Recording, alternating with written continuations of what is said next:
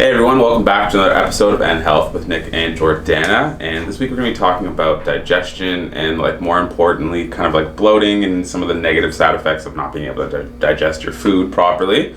It's something that affects every single person, regardless of whatever the variables are at play. We all eat food and we all digest it, so there's going to be some problems in there for everyone every once in a while. And they can be pretty annoying too, like nothing like just feeling full, bloated, queasy, sick for like kind of no apparent reason as far as you could tell. So we can kind of go into like some of the causes, what goes into digestion in terms of like some of the mechanisms, because like obviously outside of putting food in our mouth and it coming out the other end, there's a lot more that goes on behind the scenes in there as well. So yeah, I mean, we've all been in a situation where like we've ate something that maybe didn't agree with us, or we've been like on a bad habit sort of streak or something like that, and you just feel garbage in the stomach, like bathroom time's not great, you're just uncomfortable 24/7, burping blood. It's just like not a fun time for anyone, yourself or anyone around you really. In that equation. So I guess we'll just jump into it. So like, what is digestion outside of our food being absorbed? Yeah, so, digestion is like kind of our life force, right? So if we do not eat and digest our food properly, we can't survive. Yeah. And in the holistic world, especially from a nutritionist, like our digestion is the root cause of all disease. So basically, like, you can't really develop a disease unless it's like, you know, you fall and break your knee. That has like nothing to do with digestion. Yeah, exactly. But like even like autoimmune diseases, any of the metabolic disorders, like they're all related to your body not breaking down the food properly, or potentially eating the incorrect foods, or having like the wrong types of bacteria in your gut. So just like really briefly, I'm going to explain how it works because it's kind of important. So basically when you have your food, you take it and you chew it. And so while you're chewing, that's the first step of digestion. So you have salivary enzymes in your saliva that help to break down some of the carbohydrates in your... Yeah, and you actually absorb some of them through your mouth, which is pretty cool as well. Exactly. So like you might see high endurance athletes, they'll take like a swish of something sweet and spit it out. Yeah. And they're not actually digesting it, they're just getting like the mouth full of enzymes and like just breaking down. It's really cool stuff to start kind of getting into. Yeah, and that's actually a really good indicator. Like it really is only carbohydrates that get broken down in the mouth. So that's another good thing to know if you are, you know, pre-diabetic, or so that most carbohydrates are absorbed within the mouth alone, right? Yeah. Before it even gets into the stomach. So anyways, you break down your food by chewing it. Ideally, you want to chew it until it's a paste, so that once it gets into your stomach, your hydrochloric acid, which is created by the pepsin cells in the stomach, the hydrochloric acid breaks down all of the food. It ionizes minerals, so that's like magnesium, potassium, another zinc. very important part of health. Absolutely. That's kind of a theme in our channel. So it essentially just like ionizes is a fancy word for like activates it, turns it on. And then the other important function that hydrochloric acid has is it sterilizes any pathogens or bacteria. So let's say, you know, you go out for sushi and then there's parasites everywhere, bacteria everywhere. Yeah. So it helps to sterilize them so that once it goes into your gut you can't absorb it. Okay, that's and you don't important. Get sick. You don't get food poisoning, essentially. Absolutely. So it's kind of like, I didn't even really think about it from that perspective. It's kind of like a preventative measure against some of the negative things you might come across when you go out for dinner or whatever. Yeah. That's really cool, actually. Yeah, and it's actually really interesting if you think about it. Like, we're just kind of a big donut. Like, we're one hole. Like, the hole goes all the way through, like out through the anus. And anything that gets into our actual bloodstream has to, first of all, like go through a digestion. So many barriers to kind of essentially get into the body. Yeah, and it has to, and anything that we eat has to essentially go through the intestinal wall. And then that's the job of the probiotics. So that's another function of the digestive system that's definitely worth mentioning. So basically, you also have bile, which comes from the liver and emulsifies fats. So in the stomach, we're creating different kinds of enzymes. So and the enzymes usually come from the pancreas, and that they help to enzymes just help to break down your food. So enzymes either pull things apart or put things together. Okay. When we talk about digestion, enzymes are pulling things apart and helping to break down your food further, so that once it goes into the small intestine, your good bacteria, your probiotics, can take the nutrients that it needs and then feed it to your bloodstream. Okay, cool. Yeah, so it's really important to have the right type of bacteria in your gut, in your intestines, because if you don't have the right type of bacteria, you're not going to be extracting the nutrients and the minerals from the food that you need to actually feed your cells. And it's like, it's kind of funny, I guess, with the word bacteria, people tend to like freak out a little bit, but there's definitely a good and bad conversation when it comes to bacteria, like every other part of health. And it's like, So I read somewhere like a really good analogy. It's like you want to look at your body as like a rainforest, and like, literally everything's connected. It's an ecosystem. Yeah, and there's things that are going to be running within you that are kind of like a separate entity almost. Yeah. That run independently that keep you healthy. Absolutely. Well. And that's kind of where the probiotics come into play. Yeah, and if you think of your body like as real estate, you want to make sure that the good bacteria cover at least 80%, because like even bad bacteria has some function. Like we adapt. We like our immune system gets stronger through fighting in our day-to-day life and stuff like that. Yeah, definitely. So if you have, if for example you have like the wrong type of bacteria in your gut, it's going to affect the type of foods that you crave. It's going to affect digestion, gas, bloating, mood. Absolutely, because it's wild. Yeah, your probiotics actually create neurotransmitters and send it up to your brain to tell your brain what to do. Yeah. So I mean, and we can talk probiotics and it's a whole other episode because there's so much to say about them. But it is worth mentioning that they're important when it comes to digestion. Definitely. So did we want to talk about probiotics really quickly that we have in front of us? Yeah, absolutely. So first of all, that segue. First of all, the 80 billion probiotics. I've mentioned those before. I wouldn't do anything under 50 billion, mainly because bacteria is very finicky and can die easily with like oxygen, light, and heat.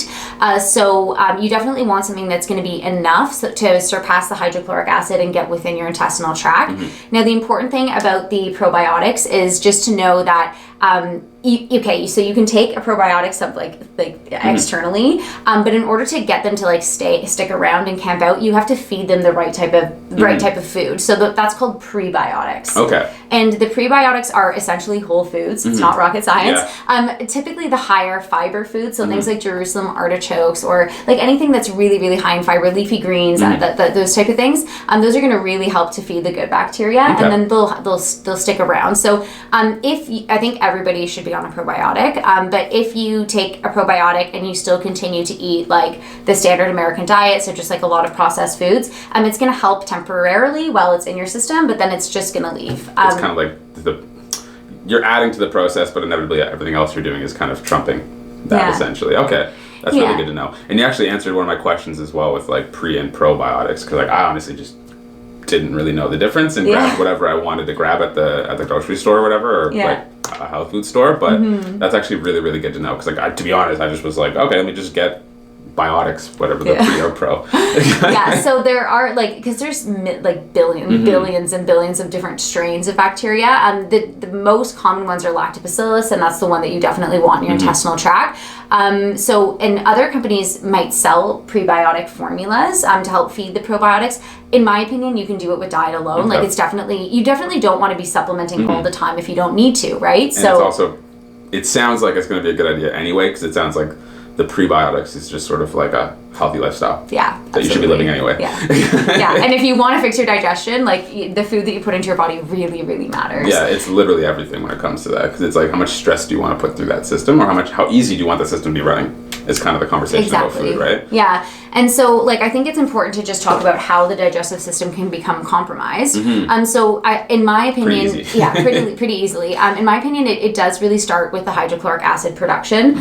So essentially, like, things that can decrease our hydrochloric acid are things like stress. So being in the constant fight or flight decreases it by like 80%. Oh, wow. Yeah. And so then if we don't have enough hydrochloric acid to like break down our food, then the food starts to ferment in the stomach and creates like gas and bloating. And it's actually like, if you've ever had acid reflux before, people think like, oh, we have too much stomach acid, but it's actually the opposite. It starts from not having enough stomach acid. So it overproduces. Yeah, and then you don't have enough, so the food starts to ferment and cause gas and bloating, and then your pepsin cells in your stomach are like, hey, we need more, so your body overproduces it, and at that point it's coming up the esophageal sphincter.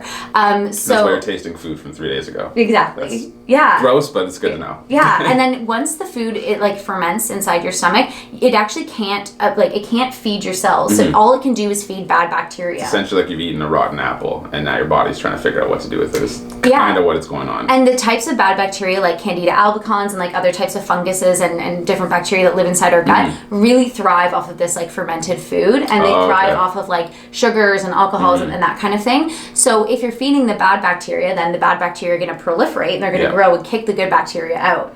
And then you just have like a recipe for disaster. Yeah, a mess going on and then you can start to see or develop symptoms like diverticulitis or with which is chronic inflammation in the colon, or IBS or IBD, colitis, Crohn's. And those lead to all other types of problems later on as well. Whether treated or untreated, I think for the most part. That's wild. Sure. Yeah. So I know enzymes were mentioned. Yeah. Quite a bit as well. Yeah, so we'll talk about enzymes. Yeah. So enzymes are typically produced by the pancreas. Now, if you have like pancreatic cancer or a reason why the pancreas wouldn't be functioning as optimally, it would be beneficial to supplement with it. And even if you don't have that issue, it is always beneficial to supplement with it, mainly because enzymes reoccur naturally within foods, but the type of food that we eat has a very significant decrease in the amount of enzymes that are available, and that even if you're eating like whole foods, healthy, organic, it's still in the soil. It's very different now than it was like years ago. So one of the enzymes that I've pulled out today is bromelain. This is like one of my favorite ones. It actually comes from pineapple, so you could also just like eat a lot of pineapple. That would be great if you're on a diet or like avoiding a lot of carbs or something like that. So supplementation would be a good thing to think about then. Yeah, and you would have to eat like quite a lot of pineapple in order to get the amount that you would get from the supplement. But so bromelain is going to help to break down your food and help your body to extract the nutrients that it needs from your food. But additionally, it's also like really anti-inflammatory and helps to break down like malignant cells that are within the body. So for example, if you like potentially have a tumor growing or you have arthritis, bromelain is really good for breaking down the things that don't need to be there and like reducing the inflammation and helping your body excrete it. Like the body's garbage man. Yeah, kind of. Yeah, just like goes getting rid of stuff you don't need. And it breaks it like it. So and it also has a really good function for breaking down, because sometimes bad bacteria have like this protective coating on them, and they get like burrow themselves in your intestinal tract. So the bromelain is going to help to break down that coating and help to eliminate the bad bacteria. That's pretty awesome. Yeah. Definitely. Yeah. And then the other one, it would be zinc. So zinc's really important because it actually is like the precursor to develop hydrochloric acid. So instead of like taking a supplement of hydrochloric acid, you definitely want your body to be producing it on its own. And so giving it the right tools to help create the hydrochloric acid. So zinc would be one of them. As well as if you have apple cider vinegar at home, you can take a shot of apple cider vinegar in water before you eat. Okay. And that's going to help to increase your stomach acid. Cool. And I know zinc's pretty much good for a lot of other problems as well. Yeah, it's actually a precursor for like most enzymes as well. Oh, cool. Yeah. And it's like depleted so easily within like immune health and everything. I was reading about zinc in the body and stuff like that. It's kind of hard to keep it in. Yeah. We don't have a lot of it and it gets used pretty quick. Yeah. And then as far as like how to make sure you have like optimal digestion and don't run into issues, there's a lot of lifestyle things. So the first one would be to just make sure that you're like not eating distracted. So eating in front of the TV or eating on your way to work. I know that like everybody has a busy life. Life happens, Yeah, but if we're not like sitting down and mindfully eating and like smelling our food and enjoying it, we're not, your body's not preparing itself for digestion. It's kind of like when you watch a movie fully focused on the movie versus watching a movie on your phone. Yeah. Where you're like, skimming through emails and Instagram and you're like kind of taking it in, but you might get a couple of the plot points, or do you want to sit there and absorb every minute of it? Exactly. Yeah. Yeah, and so making sure that you're sitting down and you're relaxed, decreasing stress, obviously getting good sleep, and then of course eliminating the foods that are more acidic. So that's like your sugar, your dairy, sugar, gluten, as well as like refined grains. So whole grains are fine, and actually whole grains are important because another important part of the digestive system is just making sure you have enough fiber. Yes. So fiber is going to help to bind to like floating cholesterol, hormones that need to be excreted, toxins, and help to create bulk in your stool. So it's good for transit time. So if you are having issues with your transit time, a really easy way to tell. What would transit time be? Oh, that's a good question. Yeah, I don't know what that is personally. Yeah, so basically transit time is like the time it takes from when you eat a meal to when it comes out. Okay. And typically you want about a 12 to 24 hour transit time. Anything, like you really should be going to the bathroom at least once a day. Okay, that was actually one of my questions too. It's like we all hear about like I should be going to the bathroom this many times for this many times. If you're going too much, it's like what is there Yeah. a safe space to be at in. least once a day. Yeah, of 2 course. to 3 times, like after you eat your meals, is very healthy. Okay, cool. Now That's the good to know. consistency should not be watery though, and it should the bowel should be fully formed. So if you don't have enough fiber, you might have constipation or you might have a runny stool. So you can get fiber through foods, or you can take psyllium husk. So psyllium husk is really great because it actually helps to sweep the intestinal walls. So we have like parasites and bacteria and like toxins and stuff, and actually even estrogen gets stuck at the top of the intestinal wall. And the psyllium husk helps to sweep it and excrete. Okay. Now, I would never ever take psyllium if you are chronically constipated because it really expands in your gut and it can cause more constipation. Yes, definitely. Yeah, so this is a good one if you have like regular bowel movements or if you have runny stool. Okay, cool. That's definitely something good to throw in the mix. Yeah, and if you want to check your transit time, there's a really cool test you can do. It's called the BEET test. It sounds exactly like it is. You just eat some beets and then you see when they come out. And it's important to note that it's not the first time. So like let's say you eat beets for dinner and then in the morning you have a bowel movement and it's red. Yeah. If you continue to have bowel movements and there's still beets in your bowel movement, it's actually until the last bowel movement that you see that has beets in it that is your true transit time. Oh, okay. So if it takes like 3 days for you to not have beets in there, then your transit time is like 72 hours. Okay. Which is very sluggish. Yeah, which isn't good. Yeah. Okay, wow, I learned a lot today. Good, I'm so glad. Yeah, so the biggest things I took away was eat whole foods. Yeah. Obviously try to maintain a healthy diet regardless of what it is and eat whole foods and avoid processed stuff. And that our digestion's like the king of health. Yeah. Everything happens after that, essentially, which is something to keep in mind Yeah, if you're dealing with other problems. And drink water. Yeah, definitely. Can't forget that one. Yeah, especially if you're having like fiber and stuff too, because it does kind of not screw up, it changes your water absorption and and water's just going to help to like that. push everything out. Yeah, so yeah, it's always going to be good. Yeah. Cool. So that was our little episode on digestion. If you guys have any questions, because this is a bit of a confusing topic, feel free to definitely, write them in the comments below. Otherwise, we'll be back with another video soon. Don't forget to like, comment, and subscribe.